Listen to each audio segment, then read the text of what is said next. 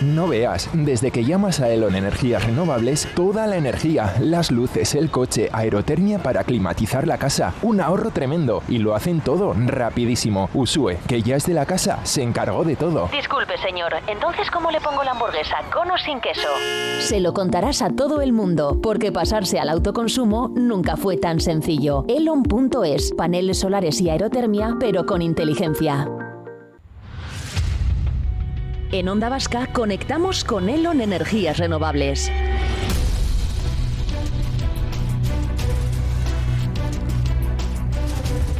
Conectamos con Elon Energías Renovables, en concreto con Alejandro Pardo. ¿Qué tal, Alejandro? ¿Cómo estás? Hola, muy buenos días. Y con Joaquín Cabornero. ¿Cómo estás, Joaquín? Hola, muy buenos días. ¿Cómo muy estáis? Bien, ¿no? Sí.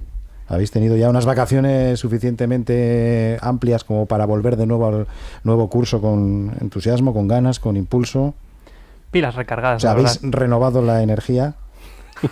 Es parte de nuestro trabajo, así claro. Que sí, la hemos renovado, energía renovable. Sin duda, energía renovable, es de lo que se habla y de la tendencia de los últimos meses, ¿no? Las energías renovables, sobre todo con un nuevo, bueno, no tan nuevo, pero sí al menos que está calando entre la población, la aerotermia.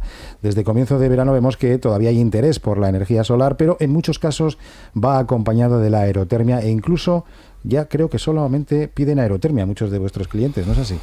Sí, cierto. La solar, pues este año está, no digamos que haya ido a menos, pero sí que se ha mantenido, igual de constante que el año pasado, pero el crecimiento de la aerotermia ha sido bastante importante. Es decir, la mayoría de las solicitudes de presupuestos que nos vienen ahora es para instalar aerotermia.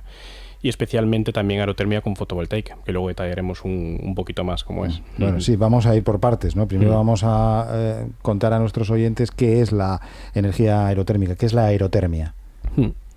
Pues bueno, es verdad que el otro día, por ejemplo, llamé a un cliente y me dijo que quería informarse de estas calderas de aerotermia. Pero para empezar, no es una caldera porque no quemamos nada, no hay ningún combustible, ni gasolina, gas natural o incluso biomasa, que hablamos de pellets, huesos de aceituna, por ejemplo, sino que utiliza la electricidad para multiplicarla por 3 o por 6. O sea, parece que genera energía de la nada, pero realmente lo que hace es coger esa energía que tenemos disponible en el aire para poder meterlo dentro de nuestra casa. La materia prima es el aire. Eso es. La energía se extrae del aire. Eso es. La fotovoltaica del sol y la aerotermia del aire. Pero claro, ¿del aire dónde? ¿Hay que abrir las ventanas para que entre el aire? ¿Cómo funciona? A ver. No, existe una máquina que se coloca afuera, que bueno, lo llamamos unidad exterior, para entendernos. Esta máquina tiene un refrigerante y un ventilador. Luego, además de eso, hay un compresor, que esto es lo que gasta electricidad, y ahí dentro ocurre magia, por así decirlo, para poder extraer esa energía del aire, de ese ventilador que está absorbiendo el aire de la atmósfera, que no es absorber, más bien lo hace pasar por unos tubos, para coger ese calor y meterlo de forma hidráulica, o sea, con agua, a nuestros depósitos de agua caliente con los que nos duchamos. Aunque el aire exterior sea frío. Sí, aunque el aire exterior sea porque frío. Uno piensa bien, yo entiendo que colocas un aparato extractor o receptor fuera de tu casa que recoge el aire caliente y bueno, lo transforma en aire caliente para tu casa, pero claro, no lo necesitas porque si hace calor fuera, ¿para qué necesitas calor dentro? Eso es. Pues la ventaja que tiene esto es que también puede funcionar al revés. Es decir, si tú quieres enfriar la estancia, lo que va a hacer en este caso sería expulsar ese aire caliente que tienes dentro de casa, es decir, absorber lo que tienes dentro de casa y expulsarlo fuera. O sea, que sirve como calefacción y como aire acondicionado. Exacto, eso es. De hecho, tiene muchas similitudes a lo que conocemos como aire acondicionado hoy en día. Es decir, lo que todo el mundo ve en las fachadas, el mítico unidad exterior que es como un ventilador, pues es muy parecido o prácticamente igual en la aerotermia. ¿Cuáles son los componentes del sistema de aerotermia? Bueno, tal y como he comentado, son muchos, pero bueno, existe... Bueno, quiero decir lo que hay que instalar en casa. Eso es, sí, sería la unidad exterior, necesitamos ese espacio fuera, y luego dentro necesitamos poner varios depósitos, ya que la aerotermia es muy buena, muy eficiente, sin embargo no funciona a tanta potencia como una caldera normal. Es decir, tenemos que poder almacenar ese calor en algún sitio. Entonces, tenemos que poner depósitos de ACS, de agua caliente sanitaria, y en algunos casos y sobre todo si queremos aprovechar la energía solar, tenemos que poner otro depósito extra para la calefacción o refrigeración de la casa. ¿Son depósitos muy voluminosos? Depende de la vivienda, pero por norma general, cuanto más grande, mejor. Uh-huh. Vale. Eso es. Con lo cual, no sé si está indicado para pisos pequeños o da igual, es independiente del tamaño de la vivienda. Es independiente. Somos conscientes de que en un piso hay menos espacio, pero también es viable. Existen sistemas más compactos. De hecho, es como si fuera una nevera, la unidad interior, la que alberga un depósito de agua caliente y un pequeño depósito para la calefacción, más toda la circuitería. Existe en un formato que es como una nevera, tipo combi, para que os hagáis una idea. Y pues luego al final habría que poner esa unidad exterior tanto en la cubierta del edificio o en el balcón. Por norma general, todos nuestros clientes lo prefieren en el balcón o pequeña terraza. No hace falta un gran espacio para hacerlo. ¿Esa energía directamente se aplica a los radiadores de casa o hay que cambiar también la instalación de los radiadores? Es muy buena pregunta. Por norma general aprovechamos la instalación existente. Sin embargo, tiene sus contras, que es que, por ejemplo, no podemos aprovechar para enfriar la vivienda. Los radiadores no están diseñados para emitir frío, por así decirlo, o coger ese calor. Y existe la opción de cambiarlos por lo que se llaman fan coils o radiadores refrescantes. Es decir, podemos quitar los radiadores, poner estos radiadores especiales que trabajan a otras temperaturas y además son capaces de enfriar nuestra casa. Uh-huh. ¿El sistema de tuberías no hay que cambiarlo o también? Eso es. El sistema de tuberías se puede mantener, siempre hay ciertos límites. Con estos radiadores que os comento podemos llegar a bajar algo la temperatura, pero sin llegar a... os voy a poner un ejemplo. Por ejemplo, si tenemos 28 grados en la casa y queremos bajarlo... Muchos han tenido 28 grados este verano. Este verano ha sido complicado y este mes también. Si tenemos 28 grados, pues no podemos llegar a bajar hasta 20 grados, que sería una temperatura de confort fantástica, debido a que al enfriar esos tubos se puede llegar a condensar la humedad dentro de las paredes. Entonces, para evitar eso, existen estos radiadores que llegan hasta cierto límite, es decir, por ejemplo, de 28 a 25 grados, dependiendo de la humedad de la vivienda.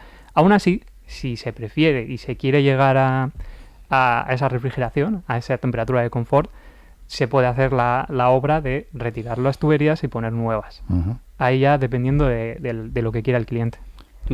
Eso es. Al final cada cliente o cada situación es diferente y ofrecemos diferentes soluciones. Es decir, no tiene una única propuesta. Hay gente que le ofrecemos la posibilidad de sustituir las tuberías para tener mayor eficiencia y otros pues mantener lo mismo. Es decir, siempre hay que ofrecer diferentes alternativas. Bueno, muchos buscan motivaciones económicas, ¿no? A la hora de hacer una obra de estas características buscando la energía renovable.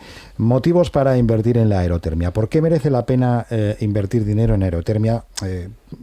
Por ejemplo, en contra de una caldera de gasoil. La palabra, si lo tendría que resumir todo, sería estabilidad. En el sentido de la aerotermia, aunque sea una inversión fuerte, a largo plazo es la tecnología más económica en cuanto a mantenimiento y coste. Aunque absorba electricidad, su materia prima sea electricidad y aire, realmente a largo plazo es la tecnología más barata y fácil de mantener.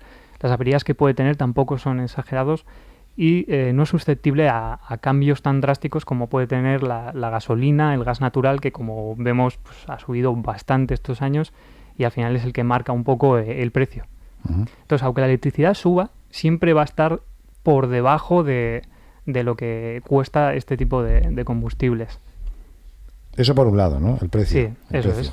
Pero supongo que los clientes se preocupan también por la obra. Estamos explicando un poquito cuáles son los componentes de la aerotermia.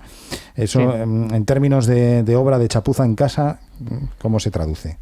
Pues tal y como ha comentado Alejandro, nos podemos adaptar, pero en principio se puede hacer desde lo más fácil, que simplemente es no hacer nada, simplemente cambiar la caldera y adaptar estos aparatos en la vivienda, hasta cambiar los radiadores o levantar el suelo y poner suelo radiante. Uh-huh. O sea, sí que puede llegar a existir una obra menor de hacer algún agujero que otro, pero nunca es llevar al extremo de hacer una gran obra, a no ser que, por ejemplo, se quiera poner suelo radiante, que desde luego que para esta tecnología es lo más ideal, y lo más agradable, la verdad. Vamos a explicar qué es el suelo radiante. Para quien lo tenga en casa, eso es.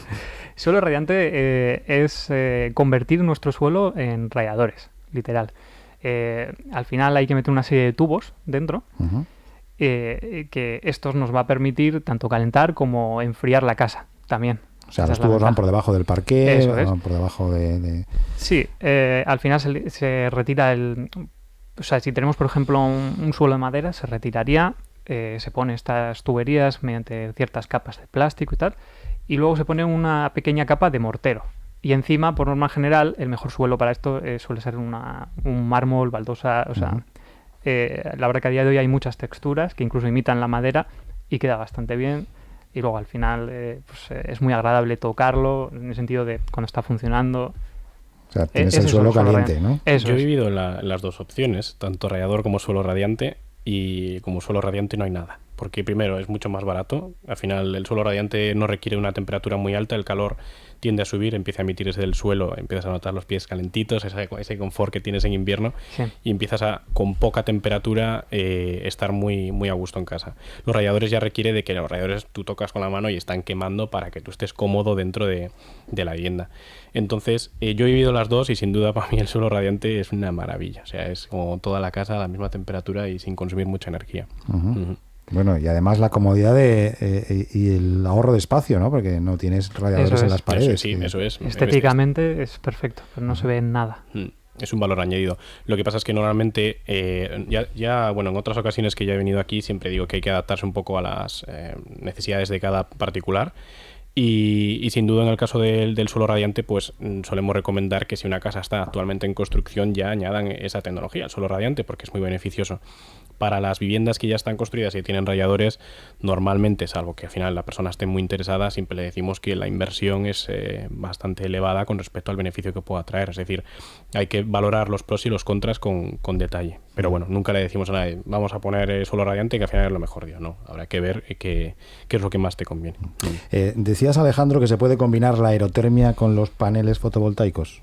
Sí, al final tienes un sistema de generación eléctrica que ya hemos hablado anteriormente, es decir, tienes los paneles fotovoltaicos, generan electricidad. Entonces, la electricidad es para ahorrar en la vivienda todo lo que consuma electricidad. Entonces, en este caso, la aerotermia, que aunque consume muchísima menos electricidad de lo que consumiría el gas natural o el gasóleo que tendríamos previamente, ese consumo eléctrico que pueda suponer también lo abastece los paneles. Entonces, ese mix energético entre fotovoltaica y aerotermia al final hace que tú en factura de gas pagues cero porque quitas el gas, y factura de electricidad prácticamente o cero o casi cero, menos en los meses de invierno, que es donde más puede costar la producción solar. Entonces, con las dos cosas al final combinas que hagas una casa prácticamente con cero facturas, con mucho la factura del agua que tenga el consorcio y pocas más facturas que dependen de la vivienda. Entonces, por eso comentaba que muchos de nuestros clientes quieren hacer fotovoltaica y aerotermia a la vez.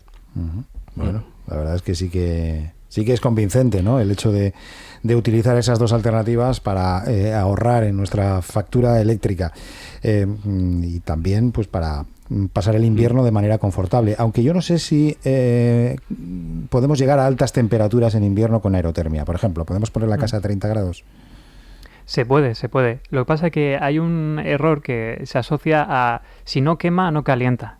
Y no es así. La aerotermia es mucho más suave. De hecho, es un aparato que se debería dejar encendido 24 horas, 7 días a la semana. Una vez empiece a funcionar de forma automática, ya se dedicará a modular ese gasto y mantener la casa.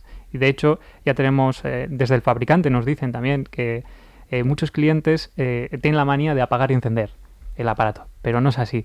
Al final, al hacer esto, aumentas el consumo de la aerotermia porque tiene que volver a recalentar todo lo que se ha perdido en vez de dejarle ya con la inercia de todo unos días calentando de forma suave a unos 40 grados, para que os hagáis una idea. Un ejemplo muy básico puede ser que cada vez que vas con el coche, paras un stop, no apagas el coche y lo vuelves a encender. Sale mucho más rentable mantenerlo encendido. Entonces, en este caso, para que se pueda traducir, es lo más rentable de la aerotermia. Entonces eso. Luego no hemos mencionado, pero uno también de los beneficios que también puede ofrecer la aerotermia, porque antes cambiamos de tema y nos enfocamos en lo económico, pero también de seguridad. Es decir, no hemos hablado de ello, pero en sí se ven, aunque a pequeña escala y la probabilidad es pequeña, pero el gas sigue siendo algo inflamable. Es algo que puede generar pues alguna microexplosión o alguna llama más grande, como hemos visto en algunos ejemplos. Entonces, a la mayoría de nuestros clientes le da también cierta seguridad el tener algo eléctrico, que simplemente lo único que puede fallar es que se desconecte, pero no hay ningún tipo de gas que pueda generar el miedo de que en algún momento pueda haber alguna tubería obstruida y pueda haber algún problema. Entonces, eso también es un beneficio que aporta la aerotermia. Una duda, ¿se necesita una caldera para el agua caliente o sirve para todo? Nos pregunta Íñigo de Zarauz. ¿Una caldera en qué sentido? No sé, la pregunta es así, textualmente, ¿se necesita una caldera para el agua caliente o sirve para todo? Quiere decir, calienta el agua. Agua caliente sanitaria y calefacción, creo que se refiere. Bueno, igual entiendo que será hablando de los depósitos de antes. Lo único que hace falta son los depósitos. Con la energía de la aerotermia, con aerotermia se puede calentar el agua. Sí, se puede hacer todo a la vez, de hecho. Y puedes llegar a incluso tener calefacción en una habitación, frío en otra y calentar el ACS. Todo a la vez. ¿Ah, sí? Sí, es posible. Obviamente hay que hacer una configuración tremenda si se quiere hacer todo eso a la vez, pero lo normal es que se quiera o bien enfriar o bien calentar. ¿Y? Dice Íñigo que él tiene todo electrónico, o sea, será eléctrico. Será, electricidad. Vale. Se puede adaptar también. Sí, por supuesto. De hecho, en algunas ocasiones hemos tenido que adaptar o bien calderas de biomasa, porque son personas que tienen disponible leña o cosas, junto con la aerotermia. O sea, todo es posible. No nos cerramos a ningún tipo de configuración. Vale. No importa tampoco la intensidad del viento, ¿no? No, bueno, es importante no colocar estos aparatos frente a corrientes de viento elevados. O sea, es decir, por ejemplo, un tejado no sería una buena zona para este tipo de dispositivos, pero vamos, que no necesita viento, solo necesita aire. Ajá. El aire que respiramos. Eso es. Básicamente. Sí. Independientemente de la temperatura del aire.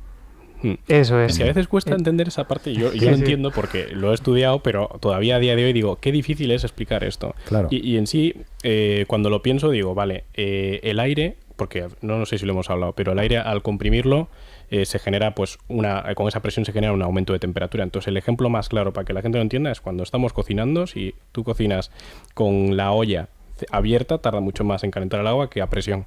Entonces, es lo que hace la aerotermia. Presiona el aire, que al final es un fluido, presionas el aire y haces aumentar esa temperatura, luego con el refrigerante, es decir, hay más cosas.